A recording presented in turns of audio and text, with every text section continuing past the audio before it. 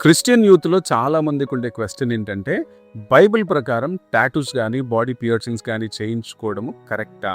లేవియా కాండము 19:28 గాని మనం చూస్తే, చనిపోయిన వారిని బట్టి మీ శరీరమును కోసుకొనకూడదు, పచ్చబొట్లు పొడుచుకొనకూడదు, నేను యెహోవాను. ఇక్కడ 2 ముఖ్యమైనటువంటి విషయాల్ని మనం గుర్తించాలి. మొదటిదేంటంటే, ఈ ఆజ్ఞ స్త్రీ పురుషులిద్దరికీ కూడా ఈక్వల్‌గా ఇవ్వబడింది. ఒకవేళ ఈ ఆజ్ఞను మనం సీరియస్‌గా ఇంప్లిమెంట్ చేయాలనుకుంటే, స్త్రీలలో కూడా ఇంప్లిమెంట్ చేయాల్సొస్తుంది. కానీ మన భారతదేశ సాంప్రదాయం ప్రకారము స్త్రీలు చెవులు గుట్టించుకోవడం గానీ, లేదా ఆభరణాలతో అలంకరించుకోవడం గానీ సర్వసాధారణం. రెండో విషయం ఏంటంటే, ఆ కాలంలో ఇశ్రాయేలీల చుట్టూ ఉండేటువంటి అన్యజనులు తమ చనిపోయిన వారి కోసము లేదా విగ్రహాల కోసం శరీరాలను కోసుకోవడము లేదా ముద్రలు వేయించుకోవడం లాంటివి చేసేవారు. అయితే దేవుడు ఇశ్రాయేలీలు మాత్రం ఈ అన్యాచారాలను పాటించకుండా ప్రత్యేకంగా ఉండాలి అని ఈ నియమాన్ని ఏర్పాటు చేశాడు. ఆదికాండం 24:22 అబ్రహాము దాసుడు రిబ్కాకు బంగారు ముక్కు కమ్మను బహుమతిగా ఇచ్చాడు. నిర్గమాకాండము 21:6 ఒక దాసుడు తన యజమాని దగ్గరే శాశ్వతంగా ఉంటానని చెబితే అతని చెవికి రంధ్రం చేసేవారు. ఇది విధేయతకు గుర్తు.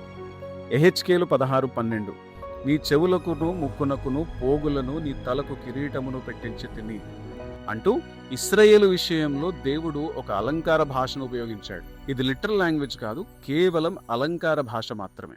అయితే శరీరాన్ని పియర్సింగ్ చేయడం అనేది దేవుని దృష్టిలో ఒకవేళ పాపమైతే దేవుడు దాన్ని అలంకార భాషలో కూడా వాడాడు.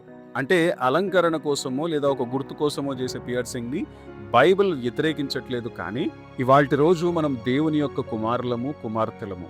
మన ముద్ర కేవలం పరిశుద్ధాత్ముడు మాత్రమే. కొరింథీయులకు రాసిన మొదటి పత్రిక 6వ అధ్యాయము 19-20 వచనాలు గాని మనం చూస్తే, మీ దేహము దేవుని వలన మీకు అనుగ్రహింపబడి మీలోనున్న పరిశుద్ధాత్మకు ఆలయమై ఉన్నదని మీరు ఎరుగరా? మీరు మీ సొత్తు కారు. అంటే only God has authority over our bodies. విలువ పెట్టి కొనబడిన వారు గనక మీ దేహముతో దేవుని మహిమపరచుడి. మనం చేసే ఏ పనైనా సరే దేవునికి మహిమకరంగా ఉండాలి అని ఇక్కడ పౌలు గారు చెప్తున్నారు. టాటూలు వేయించుకోవడం పాపము అని కొత్త నిబంధనలో నేరుగా ఎక్కడా లేదు. కానీ లోకల్ కల్చర్ని దృష్టిలో పెట్టుకొని మనం ఒక నిర్ణయం తీసుకునే ముందు ఈ 3 ప్రశ్నలు వేసుకోవాలి. మొదటిది ఏంటంటే, నేను ఇది దేవుని మహిమ కోసం చేస్తున్నానా లేదా లోకానికి చూపించుకోవడానికి చేస్తున్నానా? రెండవదిగా, నా టాటూ వల్ల తోటి విశ్వాసి విశ్వాసంలో బలపడతాడా లేదా బలహీనపడతాడు? మూడవదిగా, నా శరీరంపై ఉండే ఆ గుర్తు దేవుని యొక్క గౌరవాన్ని పెంచుతుందా లేదా తగ్గిస్తుందా? చివరిగా నా ఒపీనియన్ ఏంటంటే, మన సంస్కృతి ప్రకారం స్త్రీలు పియర్సింగ్ చేసుకోవడం ఓకే, కానీ పురుషులు మాత్రం వీటిని అవాయిడ్ చేయడం మంచిది. ఇక టాటూల విషయానికి వస్తే, వాటి వల్ల దేవునికి ఎలాంటి మహిమ రాదు. మనకు ఉండాల్సిన అసలైన ముద్ర కేవలం పరిశుద్ధాత్మ మాత్రమే.